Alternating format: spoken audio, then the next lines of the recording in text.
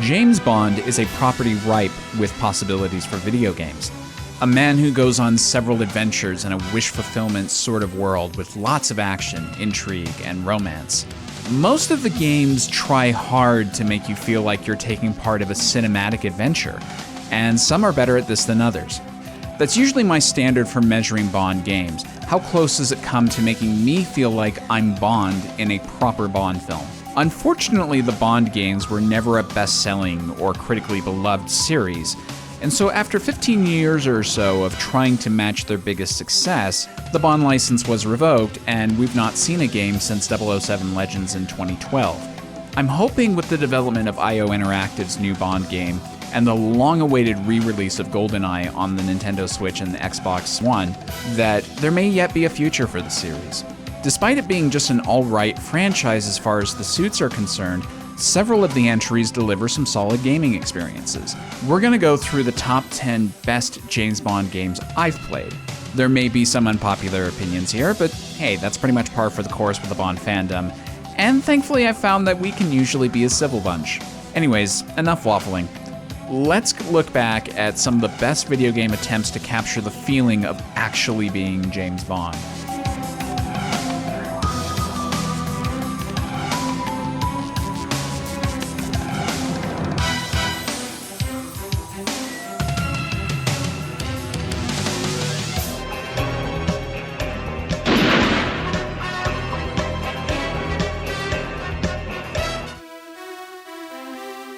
This may irritate some people, but I ran into a little bit of a personal quandary when I started to put together this list. I had played enough games to do a top 10 list, but the number 10 slot would have been taken up by Goldeneye Rogue Agent, and I kind of hated putting that on a best of Bond list. So I went out of my way to try another game or two to see if I could include something else, and this was the winner.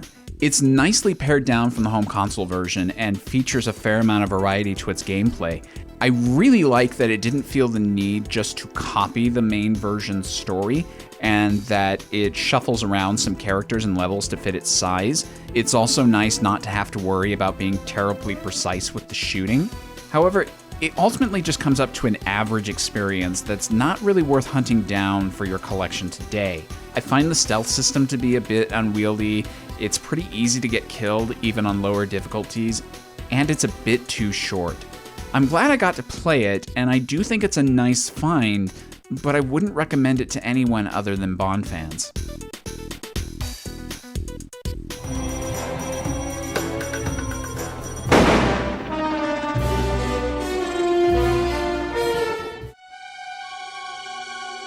This had the unenviable task of following up Goldeneye on the N64, and yet I think it pulls its weight okay. You could do a lot worse with a first-person shooter.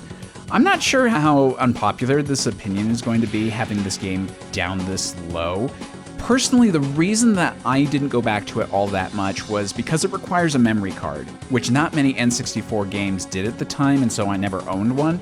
And that actually kept me from playing it as much in my youth as the other Bond games, as I knew I'd have to start all over again every time.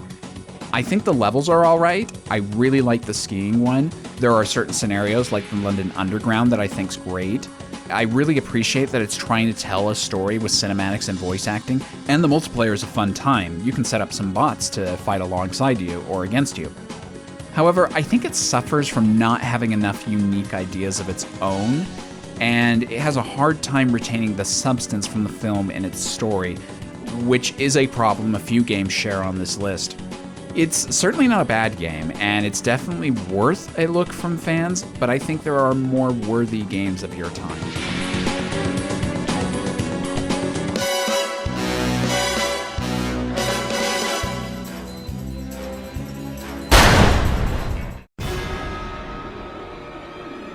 The biggest thing this game has going for it is the shooting mechanics.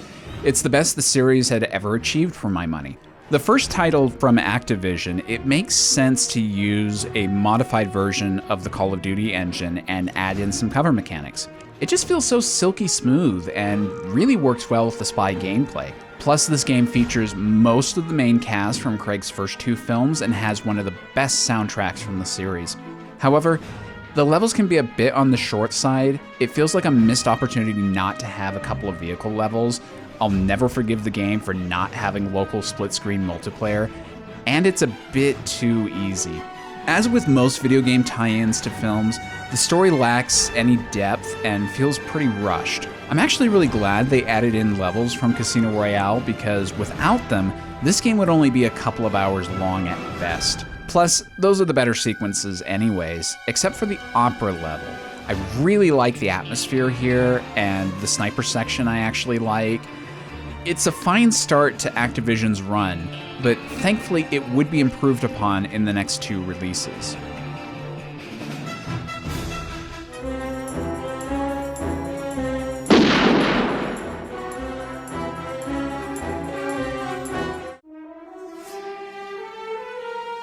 Bloodstone feels the most like a Daniel Craig Bond film to me, and there are some solid levels here, especially the driving sequences.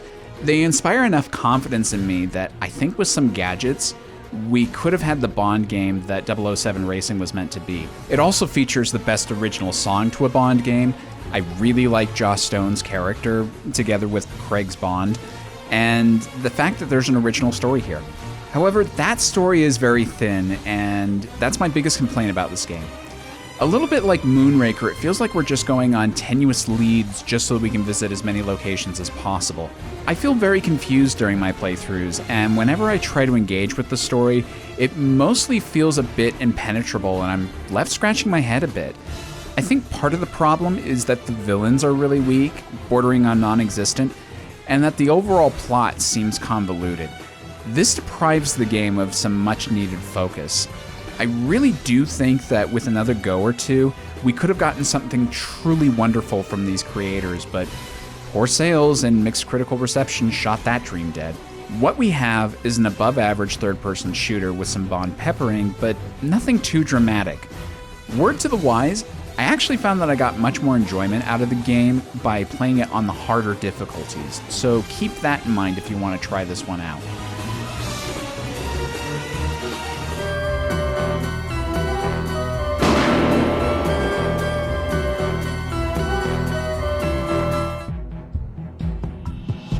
It's a close call, but I'm gonna go with this one as being the best Bond game from the Daniel Craig era.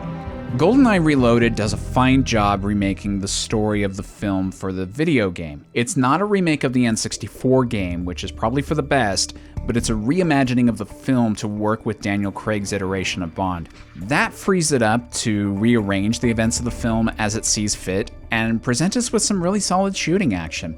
Highlights include the facility, the nightclub, and the tank chase. The multiplayer is also one of the best offerings in a Bond game, and I really love that split screen was kept as an option. However, it doesn't really improve on either the N64 game or the 1995 film, both of which are held in high regard. It features a very repetitive and mediocre score. Why does this in Bloodstone insist that the Bond theme can't show up until the very end? And the voice acting really doesn't stand out that much. Craig seems pretty bored in this outing as well, and that's a shame. Despite these issues, I do go back to this one fairly regularly, and sometimes I'll just play a few levels or do one of the MI6 ops scenarios. Another tip to make this one more fun to play: mute the score and play some classic Bond action music, and that'll really help your enjoyment.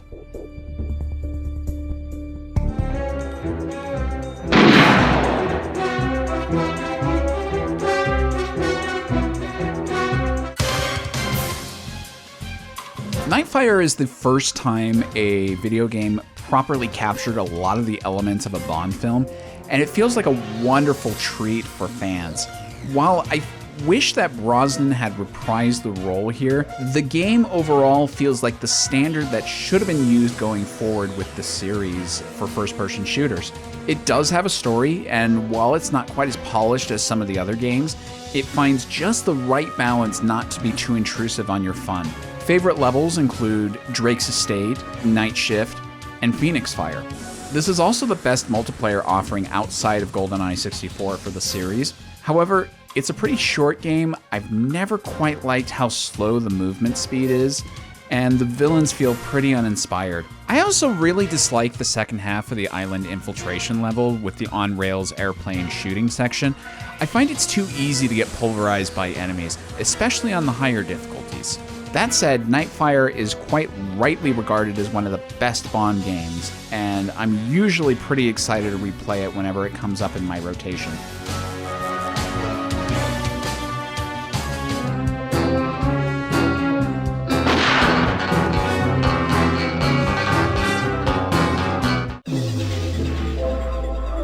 When I was getting into James Bond, Agent Under Fire was my jam.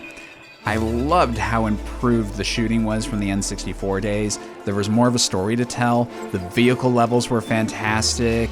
I loved the use of the Bond theme throughout the score. In fact, this might be one of my favorite versions of the James Bond theme from any medium, and I just loved replaying the levels. I think the multiplayer could have been a bit better. The controls are a little slippery now, and I really wish this had more elements from the films, like a gun barrel, a credit sequence, and a better final shot. It's a bit weird because Nightfire has those things, and yet I like this one a bit more. I think it was because it was the first game to make me feel like I was playing an actual Bond film. It puts more of a focus on narrative, and it does an original story that might not have felt too out of place with the late Brosnan era films, even if some elements feel a bit too close to The World Has Done Enough for me. However, nothing is sacred, and there have since been other games that have surpassed this one. I still have a real soft spot for Agent Under Fire, though.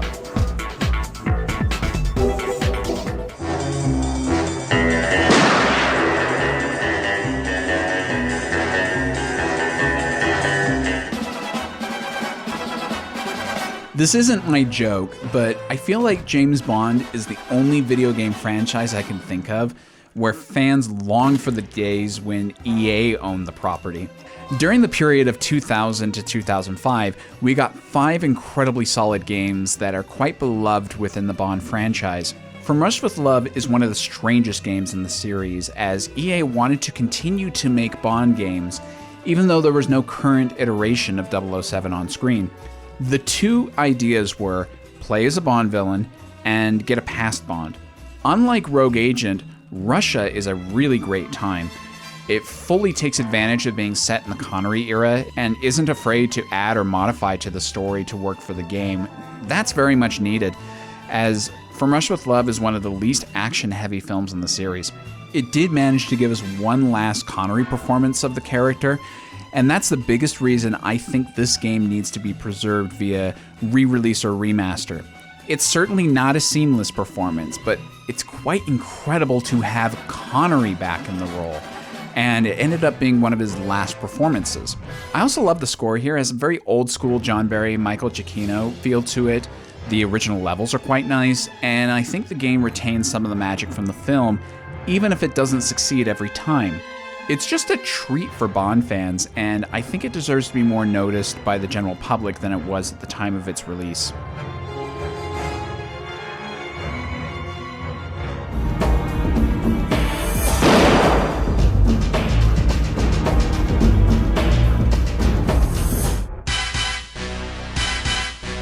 The top 3 spots on any list for me are usually a tough competition.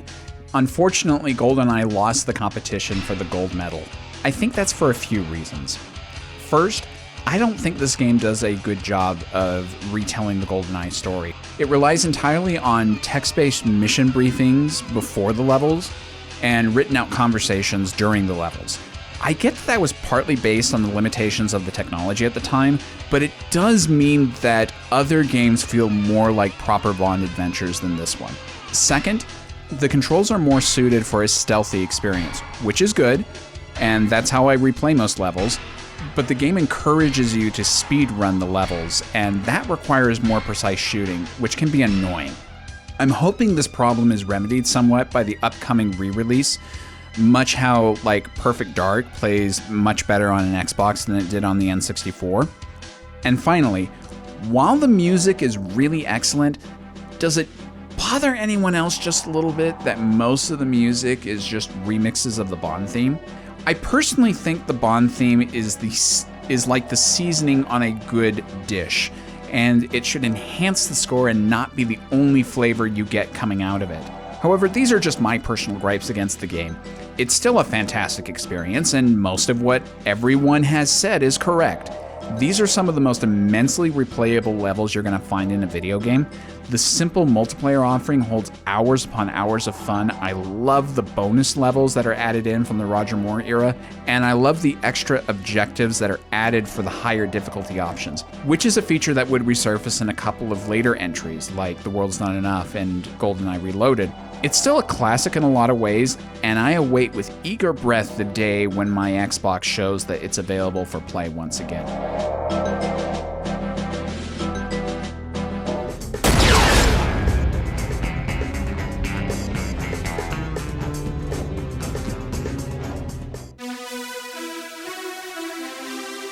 I mean, if it's not Goldeneye, how could it not be everything or nothing for the #1 choice? It features an all-star cast, including Pierce Brosnan, who is my favorite James Bond, and Willem Dafoe, who could have played an actual Bond villain in the films. It has an original story penned by actual screenwriters, an original song with a credit sequence, great vehicle segments, gadgets that are fun to use, and multiple paths around several levels. It's kind of hard not to think of this as a proper entry to the Bond canon when it does such a great job at capturing the feel of the series at the time. It features a few nice Easter eggs for fans as well. The Kiss Kiss Club, Max Zorin, and the Scotland headquarters. The villains are the best in a Bond video game, and it features the return of a proper version of Jaws. And it has a wonderful variety in its gameplay. Like all things, it's not a perfect game though. The Bond women are a bit bland, the motorbike is a little difficult to control, and figuring out the Bond moments can be a pain when you only have a faded image to go off of.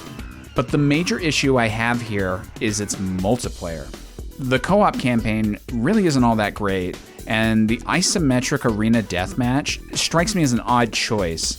Plus, why can't Bond be a playable character in either mode? Regardless, Everything or Nothing is the best representation of James Bond we've gotten in video games so far.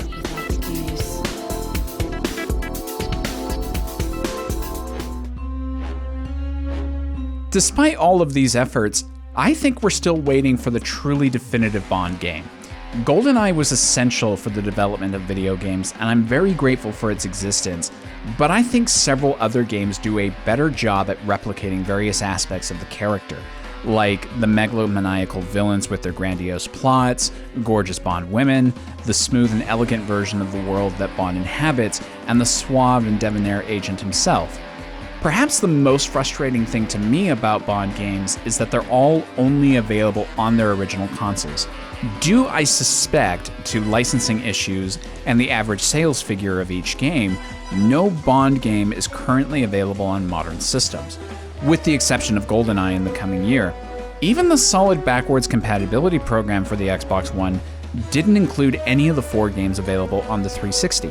That means that one of the main reasons I hold on to my 360 and Wii is so that I have the ability to play these games. That makes me sad, but c'est la vie. IO Interactive is kind of the perfect group of people to produce a new game for the franchise, and with Activision being bought out by Microsoft, I'm hoping that means that licensing issues can be worked out, and the Xbox versions of some of these games can be experienced on future systems. Whatever ultimately happens with the franchise, I can't wait for the time when video games remember the promise that's at the end of virtually every 007 adventure.